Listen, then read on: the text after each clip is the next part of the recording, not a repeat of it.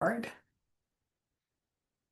We're going to go over the process or the flow with a new practice member and making sure that we're not dropping any of the balls that really need to be cared for when it comes to nurturing practice members and helping them to have a successful new patient experience, new client experience, whatever your care is. The first thing I want to do, I'm actually going to stop my share. The first thing I want to do before we dive into this is I want to read to you. If you haven't gotten the book Staffless yet, grab it on Amazon. It's a quick read. People tell me that it really changed their experience in practice, and this is by far my favorite part of this book. And if you have this book, it's on page 31. So it's called The Cold Hard Chair Wait. And the cold hard chair wait happened when when Staffless Practice was being born and I was writing this book, and definitely wasn't planned to be in this book, but I had this experience and I'm like, this is just too good, right? So since as far back as I can remember, I've hated going to doctors' offices, the cold, hard chairs, the shiny floor, the irrelevant pictures on the walls, the ladies behind the glass window who look at you like you're bothering them just by breathing, and the smell. Oh man, that smell, like every toxic cleaner out there was poured into a bucket and smeared aimlessly all over the floor with moldy, dirty rags. Yep, you know that smell. Sometimes I have to go though. I have to go do my grown-up visits at my grown-up doctor's appointments. And here's the way it usually goes down. I walk in and immediately I'm hit with the smell. The lights are so bright and so noisy. Already my eyes hurt. There are three other women in the waiting room. They look annoyed, like they've been there for a while. How long? Is their appointment time before mine? Am I going to be that annoyed in 30 minutes when I'm still sitting there? I walk up to the counter to not be greeted by a very grumpy lady sitting behind a desk that has very clearly never been fitted for her. But it's too high and she is too little and the chair is too big. But what do I know? I'm just a chiropractor. She looks up at me, slides open the wall of glass separating us, takes another sip of her Diet Coke. It's 10 a.m. and says, "Insurance card and license, please," in the most annoyed voice possible. Like I'm wrong for being there. Like there is no wait. And like I am not paying. And like she is not loving me in this moment. Did I do something wrong? Maybe I have some kind of body odor. No hello or good morning or sorry for the wait. Yep, I'm a wise ass. So my response goes something like this. Oh, good morning, and how are you? Usually provoking a smile, which cracks the code for some human banter and connection. The truth is, I'm probably the first person who has asked her how she's doing all morning. The truth is, she's probably a lovely person and totally overworked, underpaid, and not appreciated, probably. Then the wait, the awkward sit on the cold, hard chair with the water-stained magazines that are 6 months old and the sounds of the door opening and closing to watch three, four, five more clients go through the same rotation to the cold, hard chair. They join me in awkward silence. Everything in me wants to start chatting, bring joy to the room, pop a huge bubble of silence. Maybe I should start singing a show tune, like on the top of my lungs. This could be a chance to lift their day, share some joy, crack some people up. Maybe I could even tell them about chiropractic. But I don't. I sit, I wait, I think about all the funny things I could be saying in this very awkward moment. When I finally get called in to see the doctor, I'm greeted with another 20-minute wait. Only this wait, I'm in a gown, half naked. The room I'm in is smaller than my closet and the door is closed. Did I mention I don't like small spaces? My ass is stuck to the paper that covers the cold exam table. I feel like a lab rat.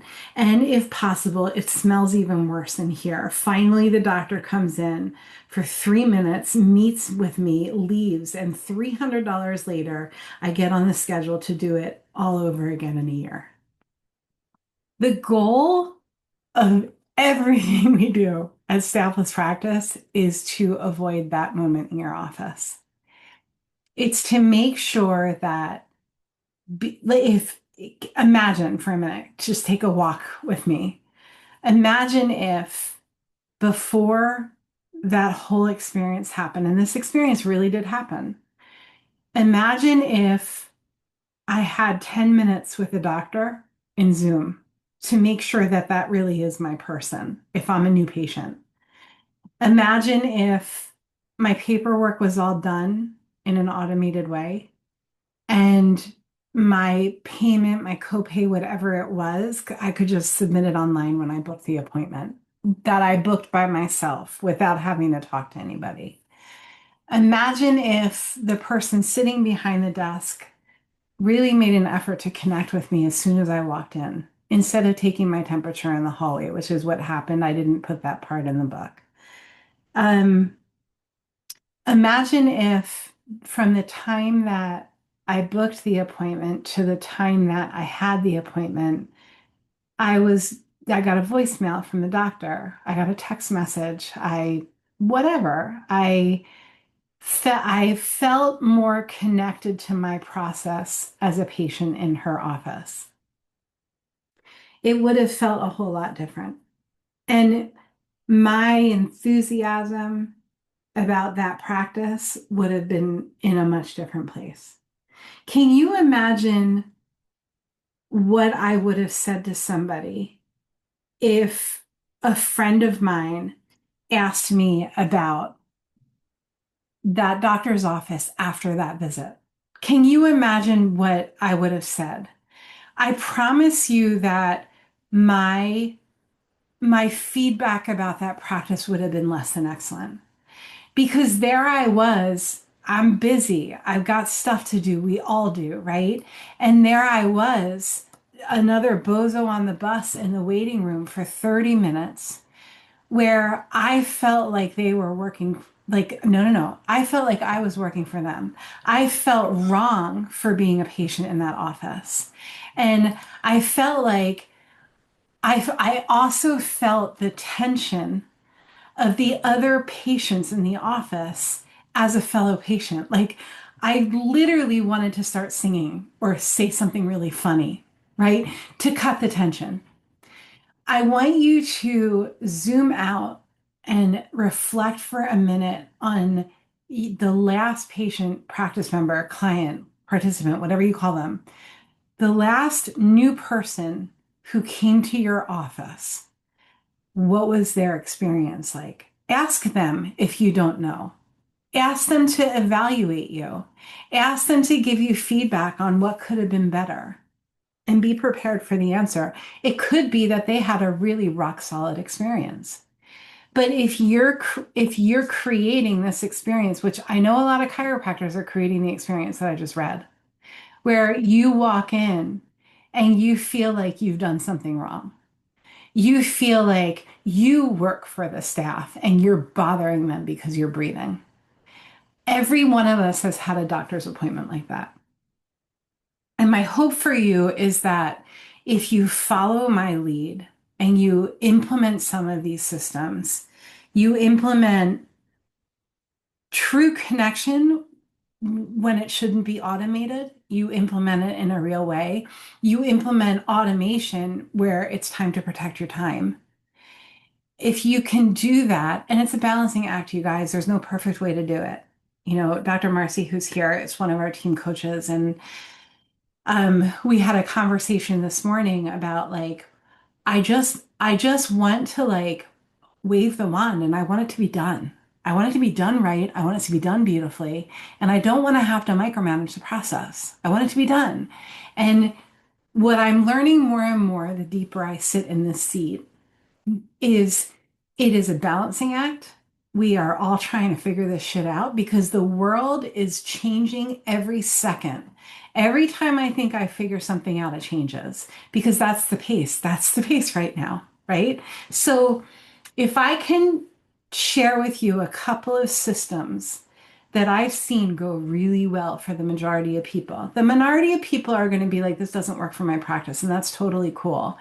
If I can leave you with these pieces to chew on and think about, and if you missed the first part of this, I was sharing the cold hard chair weight in this book. And it's just the moment of going into a doctor's appointment and just feeling wrong, feeling like this is not my, these aren't my people. This isn't my place. I don't feel warm. I don't feel cared for. Of course, my pressure is high. I'm sitting on a metal chair and I'm half naked and the door is closed and I get claustrophobic. Yeah, it's going to be high, right? So I want you guys to think about every single step of the way where we can make it different. The taste, touch, sound, sight, smell of the new patient experience. You might you might wear a very lovely cologne or perfume, but you might have a practice filled with people who can't process perfume. It tips them over the edge. You got to think about these things from the lenses of the people who you're serving. Okay, so I'm going to share my screen, and the first thing I want to do is I want to talk about flywheel. So this flywheel became a thing when I was working with a group of coaches, and they used this as a barometer of where I was at in the program. Like they would be like, okay, you're in pillar one, and then we're going to go to pillar two, and then we're going to go to pillar three. And while you're in each pillar, here's where it's going to go. And I don't know anything about fishing, so I didn't have a visual, like a reflection in my brain on what I could think about. But if you've never seen a flywheel, you've got one thing that goes this way and one thing. So it's this constant nurturing, of one piece of the system going in one direction and the other piece going in the other direction, or even the same direction, but they feed each other. So in the flywheel system of Staffless Practice, I adopted this concept and I was like, this would be a really cool way to organize thoughts around what to do and say to prevent the cold hard chair weight experience, because I don't want any of you giving anybody that experience, right? So the idea is from, let me go to the umbrella slide. So picture a big umbrella and you're standing in the rain, and um, you can take your perfect practice members and you can invite them to come under the umbrella with you for a few minutes. You can probably fit 4 or 5 people, and they're going to be under that umbrella with you until it stops raining. So you've probably got, it's going to stop raining in like 5 to 10 minutes. So you've got 5 to 10 minutes. You've got 4 or 5 people under your umbrella. You know that they're your people. You already know they're your people.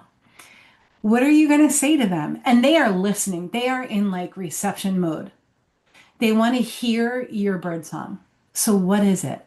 What are you going to tell them in 5 to 10 minutes that will be a game changer, that will make the left turn turn into a right turn to get them that? And I'm going to speak for myself. Chiropractic is not about back pain. It's about life expression, and it's forever. As long as you're on the planet and you have stress in your life, you have a chiropractor, right? Somehow dentists have this wired, right? I know that I'll always have a dentist. Always. Everybody has a dentist, right? Everybody has a dentist. Most women have a girl doctor, right? Most families have a pediatrician. So in my reality, everybody has a chiropractor. It's just part of my reality. But I'm unique in that. Most people don't think that way because I grew up in chiropractic. It's part of my understanding as a human on the planet. If I have them under my umbrella with me for 5 to 10 minutes, how do I enunciate that to them in an effective way? Am I asking them questions? Am I reading out stats? Am I telling them a personal story like I started this heart share with you? If I read you the cold hard chair weight story, you know who I am and you know what I'm looking for. Is it a personal story that you tell them under that umbrella? So when we go to the flywheel, I want you to think about all of the stages of a new practice member. There was a moment when I heard that doctor's name for the first time. And maybe there's a group in my area called Ladies of Hunterdon. Maybe I saw this person's name. Maybe they were in my insurance network. Maybe Um, Maybe they had a post in Psychology Today, or they've written an article. When I Googled lady doctor in Hunterdon County, that's what came up. Whatever. I want you to plan out the first time they see your name, they're already under your umbrella because they're looking at your name. What are they seeing? What are they hearing? What are they watching? You don't have to write it all and plan it all now. I just want you to know what it's going to be. And then they go from seeing your name to maybe the next step is they sign up for something that you're giving away for free, like 12 steps to getting back your core after baby or whatever it is, right? They're giving you their name and their email and sometimes their phone number. What are they getting back? They're giving you something. What are they getting back? That's the next step of a lead. A lead is somebody who hasn't clicked yet. It's somebody who hasn't become a practice member. They're not even under the umbrella yet. Maybe they're walking towards your umbrella. That's a lead. Then they click and they take you up on your first offer, which might be to come into the office or it might be a telehealth session. And before the telehealth session, what do you want them to watch? What do you want them to read? What do you want them to hear? What do you want them to look up? Do you have homework for them to do? After the telehealth session, before the in-person visit, after the in-person visit, before the yes to care for the rest of my life for my entire family, after the care to the rest of the family, the rest of the life, right? What are you doing? What are you saying? What are you showing them every spoke of the wheel while they're standing under your umbrella? Because it's a short time and it's getting shorter and shorter because our attention spans are getting shorter and shorter. The more you can plan, you guys, these are my practice members. You're looking at pictures of my people, right? The more, and yes, I have permission to share these pictures. The more you can plan for the mom of these babies or the pediatrician of the babies to refer to you, the more you can plan when it's quiet and you're calm and you've got brain space, the more effective this experience is going to be for everybody. And if I had that moment in the OBGYN's office and I felt like a number, I felt that way so much that I still remember it. I can still smell it. I can still feel the plastic chair. I can still feel the paper on the magazine, right? It's still part of my experience. The more that can change and the more comfortable and joyful all of that can be for me, the more I'm gonna sing their song everywhere I go. Oh my God, I just experienced the best experience at an OBGYN office. Do you guys know about this person? And especially as a chiropractor, I'm talking about if I find a gym or a practitioner that I love, I tell all of my practice members about that experience because I love spreading joy. If I go to a restaurant that's like ridiculously awesome, I'm going to talk about it for a week straight. I'm going to have their cards in my waiting room because great things deserve greatness. Great things deserve greatness. That's the quote of the day, guys. So a lot of people say, I don't even know where to start. I don't even know where to start. And the answer to that is we start where our feet are. So look down at your feet, put them on the ground, right? My feet weren't even on the ground. Put them on the ground and you ask yourself the question, what do I need right now in this moment to make sure that the experience I'm giving to my practice members is filled with certainty and kindness and respect and for me, joy and what's the word I'm looking for? Like, I want to assure them, I guess it's certainty. I want to assure them that they are brilliant and perfect and just right. And as their chiropractor, I'm going to help facilitate that greatness. What do I need to put in front of them for that to happen? That's my work. And quite frankly, that's your work too, especially if you're listening to this recording or live stream. So what we do with Lead Pilot, that's our system for this. Here's what happened, guys. Staffless Practice got really busy. And if you're part of our program, you know how busy we are. I still have my private practice, and I don't want to cut corners on my private practice. Sometimes I do because I'm busy. And like I won't be able to offer the amount of hours I used to offer. Right now, as we're speaking, Sheena is doing recalls for me. You guys, I walk my talk. Sheena, like, she prints the list, she clicks the button, she reaches out to 100 people, and we'll probably book an extra 20 visits this week. And we do that on a regular cadence. So if I can create an experience where I know that all of the boxes are checked for that flywheel, when a new practice member says, yes, I'm raising my hand, I want care with Jody Dinnerman.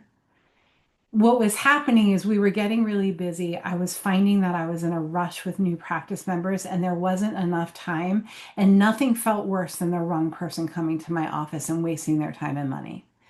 It didn't feel good to me. It didn't feel good to them. And that would happen like maybe once every couple of months, somebody would come in and we'd realize, I'm not your chiropractor. I don't know how you landed on my table. I don't know how this happened. There was no vetting process. So the other thing that was happening, this is really important for you guys to get, is I was using an EHR program, still using it. And there's no like virtual party when a new patient schedules. I don't get a message or a reminder or a text or a Slack message. Like nothing happens to say, hey, this person is now on your schedule. So and I don't look at my schedule ahead of time. I get to the office 10 minutes before my first patient. I have my iPad with me. I'm ready to rock and roll. And then I'm like, oh, wow, I have a new practice member today. And I would feel completely unprepared. Like meeting with a new practice member and clients like David, who's in Zoom with us, I know that you know what I'm talking about. The energy of a new practice member, the cerebral energy, the cerebral exchange, what I need to bring is very different than me being in flow and being of service in my adjusting hours. So the more I can be prepared for that 30 minutes, the better. If we can set it up so that by the time they get to my office, they're already a yes, yes for me, yes for them. It's like a triple whammy. It's awesome. And we're setting up a successful care plan. So here's the way that this goes. Sally sees my card at the dentist office because I made sure that my card was there. And I also made sure that the dentist knew that I was the person to refer to if Sally was talking about wanting to get pregnant and have babies and I want to get my body really ready. The dentist knows that I'm the chiropractor for Sally because I've worked really hard on that relationship.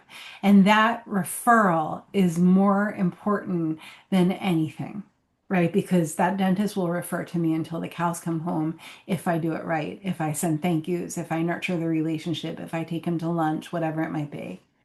So Sally goes to my website because she sees my QR code. And on my website, she sees the opportunity to book a 10-minute discovery call with me. Like, let's spend 10 minutes together.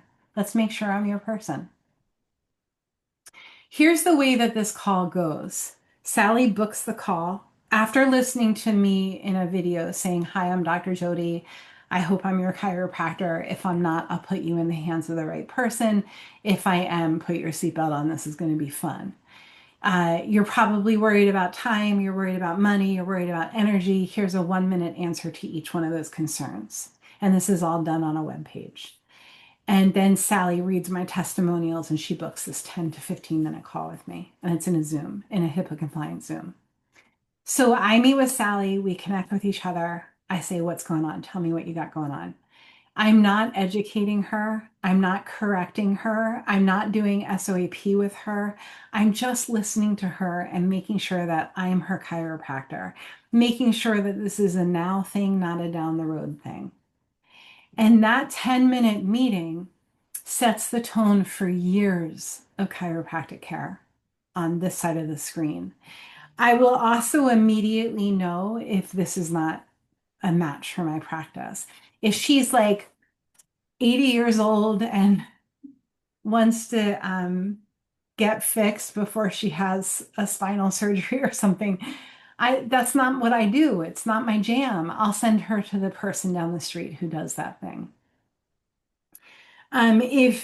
If they are the kind of person that will come to my office and tell me what to do, like they know better than me, and um, sometimes I'll be like, that's cool. I can go there. I can roll with that. But sometimes we have these practice members who like, no, no, you're not done yet. It's still, you still have to do this. Sometimes I'm okay with that, but usually I'm not. And I'll have to just say, you know what? I don't think I'm your chiropractor. I think you need somebody who's really fixing and doing the things that you're looking for. This is more of a healing wellness care scenario. That telehealth lets me know a lot about that person and helps me to place them administratively on my calendar, as well as setting the tone for exchange. We're going to spend 30 minutes together. It's going to be $200. I'm going to do an exam with you. Do you have any questions? Most of that meeting is listening. Um, that meeting has been a game changer for my practice. I'm the kind of person that really likes to know what they're getting into if I'm meeting with a new practice member. I assume everybody is Superman and Superwoman. I assume the best in people. If I meet with somebody and I have that assumption going, and I see that they've got a lot going on, and I need more than 30 minutes with this person, or whatever it is, whatever the unexpected, this is for the unexpected moment. I just get an idea in the telehealth. So the other lovely thing administratively is that every part of the nurturing of this experience, as far as what they read, what they see, what they hear, it's all automated. All I have to do is show up in the appointment. One of the conversations we had today is this an appointment that I take, or is it an appointment that somebody can take for me? I would say that if you have a team member do this appointment, it's really important that they're experiencing your care and they really understand why you're just the best thing ever. It's also really important that they're a good listener. And ideally, optimally, they have experience in healthcare. They've been in a service provider patient role before. Um, because there's something to be said for that experience. It's really difficult when I become this happened to us last week. We hired a team member and I kept hearing myself saying, I'll just teach them how to do that. It's okay. I can teach them how to do that. It's okay. I'll show them what to do. No, they don't learn on your dime. They don't learn on my dime.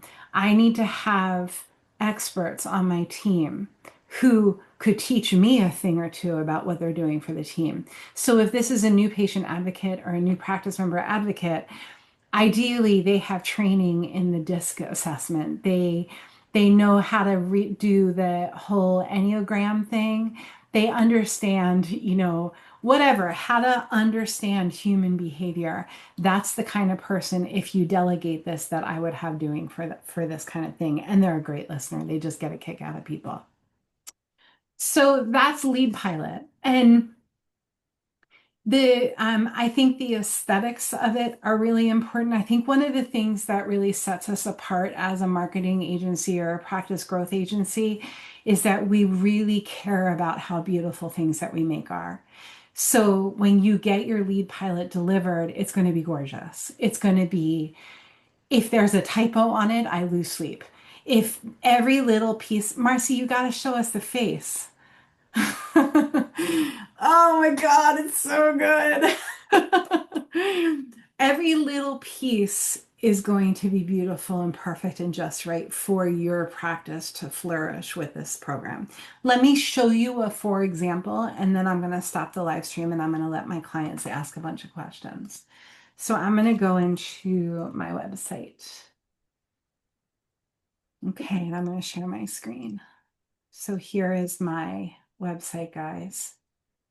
And this isn't anything new. I say this all the time. Before the scroll happens, they want to get the feel of what your practice is about. They also want to see where to click and they want to know that that click is for them. So first visit start here. and they start here. And this is my lead pilot page. And this is my video. It's 3 minutes long. I'll actually let me, I don't know if you guys can hear this. Marcy, can you hear it? No. So it's me saying, hey, it's me, Dr. Jody.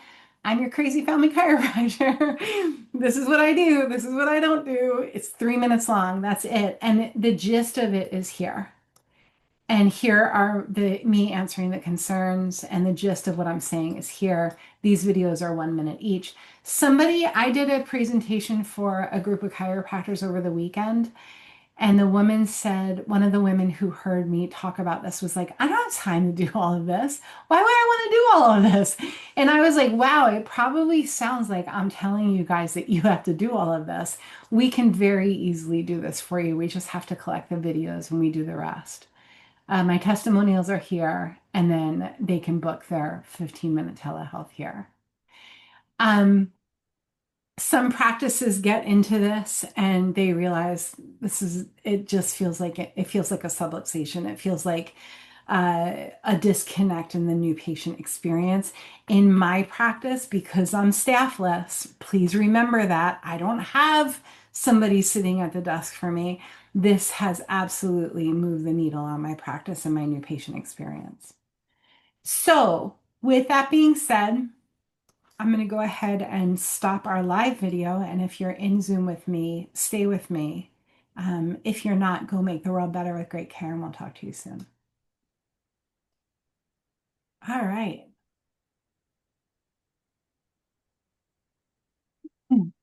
I think I saw Aaron come in. Did I see Aaron come in? Every once in a while I'll see one of you guys and I'm like, oh my God, I'm reaching through the phone. Hey. What questions do you guys have? Anything at all? How was that for you? Did you learn something new? Ish? Anybody?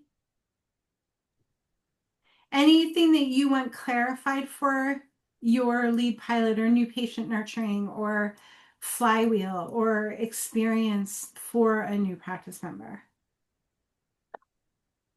Mm. The best way that you guys can prepare for this is to go be somebody's patient. Go to a doctor's visit and pay them money, do the whole thing. I think that happens a lot in holistic healthcare is we don't necessarily we trade a lot with our colleagues, right? And we don't go as a patient on the schedule who gets a no problem, Aaron, who gets I get an appointment reminder, the whole thing. It feels very different to be on the receiving end of it. It's a really cool experience. Let me just see what's in chat here. What other questions, guys, do you guys have? Where does your brain go when we're talking about this stuff? This is all new and fresh for me. I'm still going through the modules, so nothing at the moment. Dr. Marcy, that's Dr. David. You guys meet each other. Marcy, Marcy's one of our she's the marketing and like CEO coach on our team. She's amazing. awesome. Good to meet you. What else, guys? Norma, I would love to see your face.